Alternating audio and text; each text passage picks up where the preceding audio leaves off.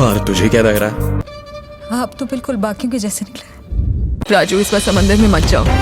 कुछ कहानियाँ सिर्फ प्यार की नहीं होती, वो होती हैं इंतजार की, टूटे दिलों की और कुछ लम्हों की जो कभी भुलाए भूलते नहीं। यह टॉप 5 लव स्टोरीज जो आपको रुलाएंगे भी और प्यार में फिर से यकीन दिलाएंगी। तो वीडियो के अंत तक बने रहिएगा।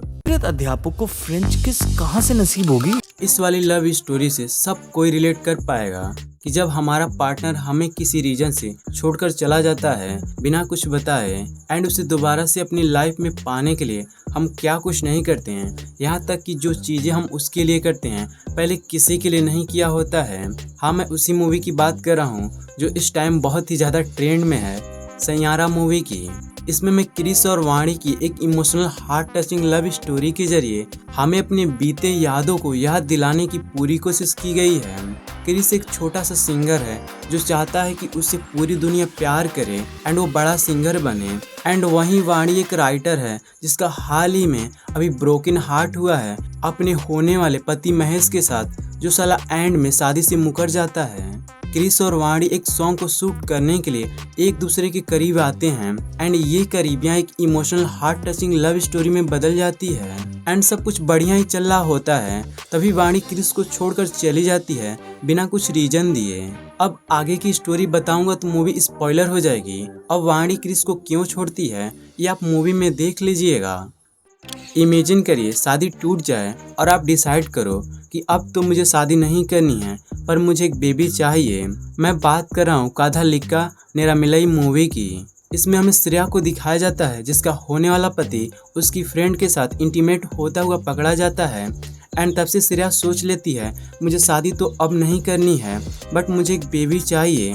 वो IVF का ट्रीटमेंट लेती है। IVF का मतलब कि बिना इंटीमेट हुए हम बच्चे को जन्म दे सकते हैं। एंड तब एंट्री होती है सिद्धार्थ की, जो शादी तो करना चाहता है पर बच्चे नहीं चाहता है, जिस वजह से इसकी गर्लफ्रेंड के साथ ब्रेकअप हो जाता है क्योंकि वो बच्चे चाहती थी। ये अपने दोस्तों के फोर्स करने पर अपना स्पर्म डोनेट कराता है जहां श्रेया IVF का ट्रीटमेंट करवाने वाली होती है। श्रेया अपने होने वाले बच्चे के फादर के बारे में जानने के लिए सिद्धार्थ से सडनली मिलती है। क्या कभी श्रेया जान पाएगी कि सिद्धार्थ ही उसके बच्चे का बायोलॉजिकल फादर है?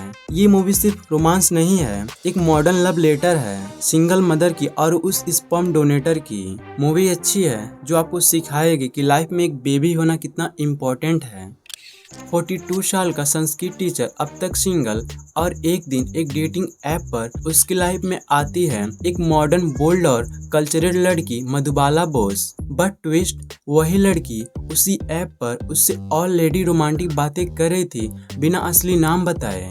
मैं बात कर रहा हूँ आप जैसा कोई नहीं। इसमें जमशेदपुर के श्री रेणु त्रिपाठी को दिखाया जाता है जिसकी शादी होने जा रही है एक ऐसी लड़की से जो प्यार में मॉडर्न भी है और फेयरलेस भी। लेकिन जब पता चलता है कि उसकी होने वाली बीवी खुद वही मिस्ट्री गर्ल थी जिसे वो ऐप पे फ्लर्टिंग कर रहा था, तो उसका पुराना सोच वाला मेन जाग उठता है। वो मुझसे बात कर सकती है लेकिन दूसरों से क्यों?